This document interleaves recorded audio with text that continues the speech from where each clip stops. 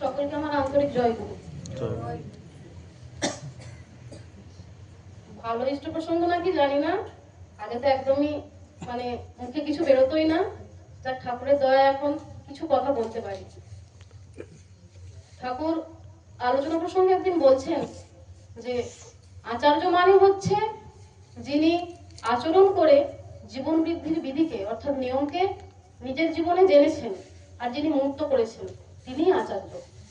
তারপরে আবার ঠাকুর বলছেন যে ধর্ম মানে ওই আচার্যের প্রতি অনুরাগ আর আচার্যের অনুসরণ করাই হচ্ছে ধর্ম, অর্থাৎ ধর্মের মূল মেরুদণ্ড। আমরা ঠাকুরকে দেখিনি, কিন্তু আচার্যদেরকে দেখছি। আচার্যদেরকে দেখে সহজেই অনুমান করতে পারি যে ঠাকুর কি ছিলেন। ঠাকুর অনেক কিছু বলে গেছেন, অনেক কিছু করে গেছেন, অনেক কিছু দেখিয়ে গেছেন, কিন্তু বর্তমানে আমাদের পরম পূজ্যপাদ শ্রী আচার্যদেব সেগুলোকেই যেন মূর্ত করে তুলছেন। এটাই হচ্ছে আমাদের সব থেকে বড় পাওয়া। এই কদিন আগে দেওঘর থেকে ফিরলাম, তো ওখানে যতই যাই ততই যেন নতুন নতুন লাগে, আরো ভালোভাবে আরো নতুন জিনিস হয়েছে, সেটা তো বটেই। আর আচার্যদেবের সঙ্গ, এটা হচ্ছে সব থেকে বড় পাওয়া।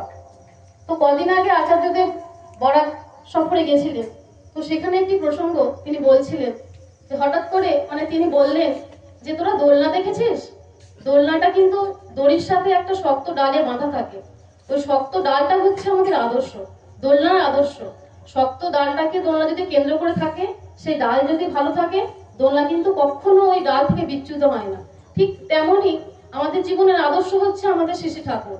আমরা যদি তাকে কেন্দ্র করে তাকে নিয়ে সর্বদা চলতে পারি, আমাদের জীবনে যতই ঝড় ঝঞ্ঝা বিপদ আসুক, সহজেই সেটা আমরা কাটতে উঠতে পারবো।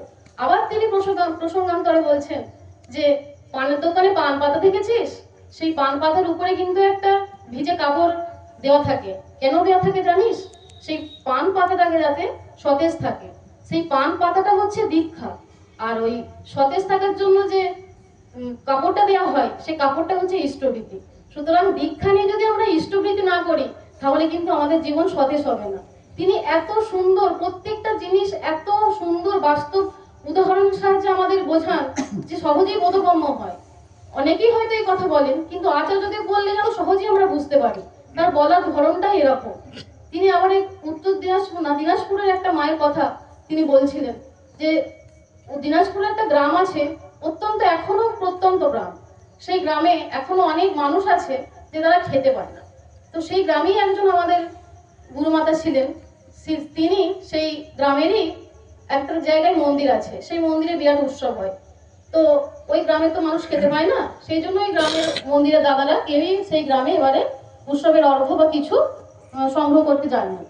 তো সেই মা ভাবছে আসেনি, তো সেই মায়ের সম্বল বলতে ছিল 7 কেজি চাল। তো সেই মা সেই 7 কেজি চাল কুলদিতে ভরে গেছেন সেই মন্দিরে ঠাকুরকে দেওয়ার জন্য। তো যখন যাচ্ছে, তার পাড়ার লোকেরা বলছে, এই তুই তো খেতে পাস না, তুই আবার ঠাকুরকে দিতে যাচ্ছিস, ঠাকুরকে তোকে খাওয়াতে আসবে?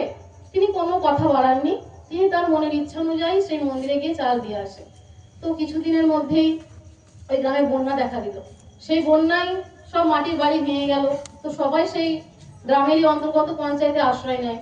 তো আবার যখন বন্যার জল নেমে গেল, তো আবার সবাই এদের বাড়িতে ফিরে এলো, কিন্তু সেই মায়ের মাটির বাড়ি ছিল, আর সেই বাড়ি একদম ভেঙে চলে যায়, তাতে থাকার মতো অবস্থা থাকে না। তো তিনি পঞ্চায়েতে থাকতে লাগলেন।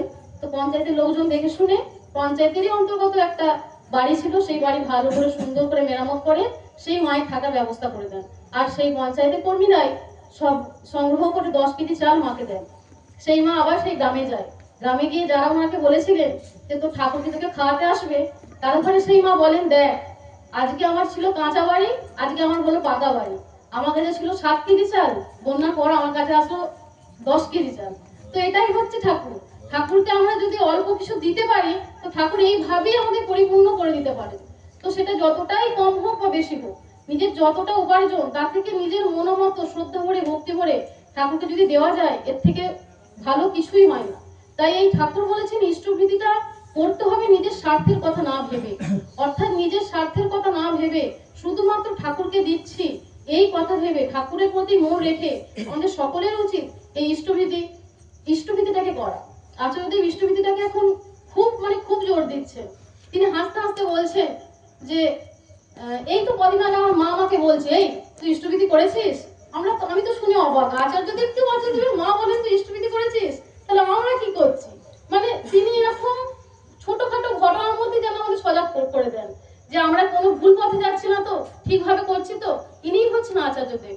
ঠাকুরের বলা কথা, ঠাকুরের বলা বাণী সমস্ত কিছু তিনি নিজের জীবনে পালন করেন। তাই আমরাও চেষ্টা করব অন্তত ঠাকুরের সঙ্গ না পাই, আচার্যদেবের সঙ্গ করে তার চলা বলা সবকিছুকে যাতে অনুসরণ অনুকরণ করতে পারি। সকলকে জয় করি। খুব ভালো।